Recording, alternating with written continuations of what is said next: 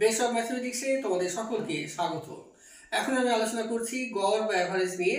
গত দুটি পর্বে আলোচনা করেছিলাম গড় কি এবং গড়ের প্রধান দুটি সূত্র নিয়েও আলোচনা করেছিলাম। আজকে একটি অঙ্ক করছি।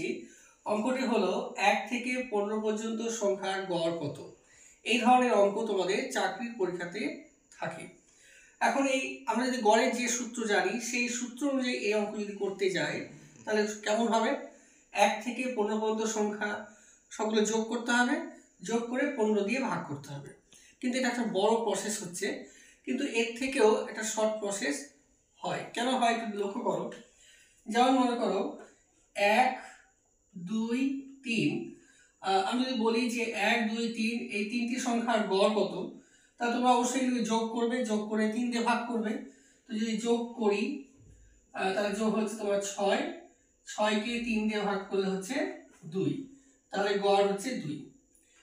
আবার যদি বলি 1 যোগ 2 যোগ 3 যোগ 4 যোগ 5, অর্থাৎ 1 2 3 4 5 এর গড় কত, তাহলে এগুলোকে যোগ করবে।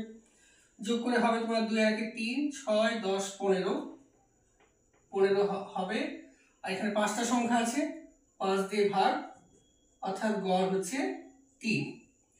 তো এটা তো গড়ের মূল সূত্রের সাহায্যে অঙ্ক করা।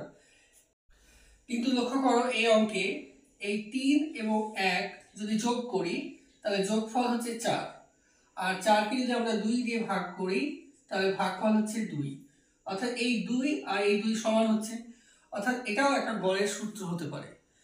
দেখো তো সূত্র হচ্ছে কিনা। পরের অঙ্কটা দেখো, এখানে শেষ সংখ্যাটা হচ্ছে 5 আর প্রথম সংখ্যাটা হচ্ছে 1। এই 1 আর 5 যদি যোগ করি 6 হবে, 6কে যদি 2 দিয়ে ভাগ করি 3 হচ্ছে, অর্থাৎ গড় 3 হয়েছে।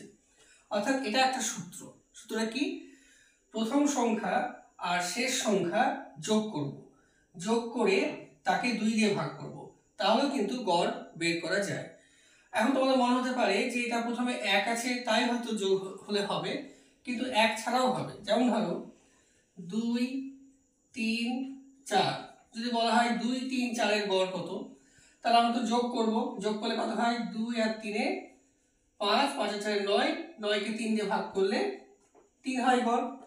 আবার লক্ষ্য করো 2 আর 4 যদি যোগ করে দিই, অর্থাৎ প্রথম সংখ্যা এবং শেষ সংখ্যা যদি যোগ করি তাহলে হচ্ছে যোগফল 6, আর 6কে যদি 3 দিয়ে ভাগ করি, কারণ তিনটে সংখ্যা 2 দিয়ে যদি ভাগ করি তাহলে ভাগফল হচ্ছে 3, অর্থাৎ গড় 3।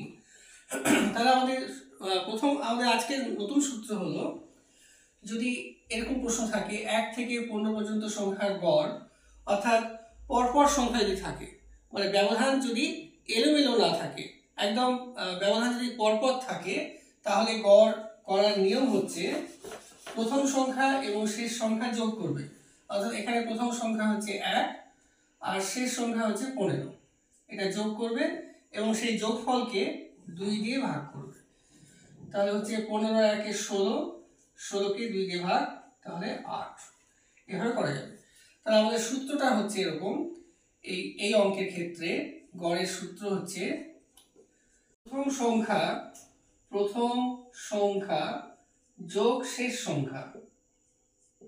সংখ্যা যোগ শেষ সংখ্যা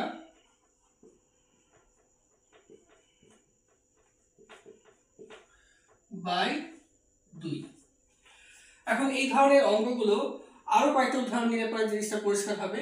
তো এই নিয়ে আগামী পর্বে আলোচনা করব, তাই তোমরা অবশ্যই অঙ্কগুলো দেখবে। Thank you.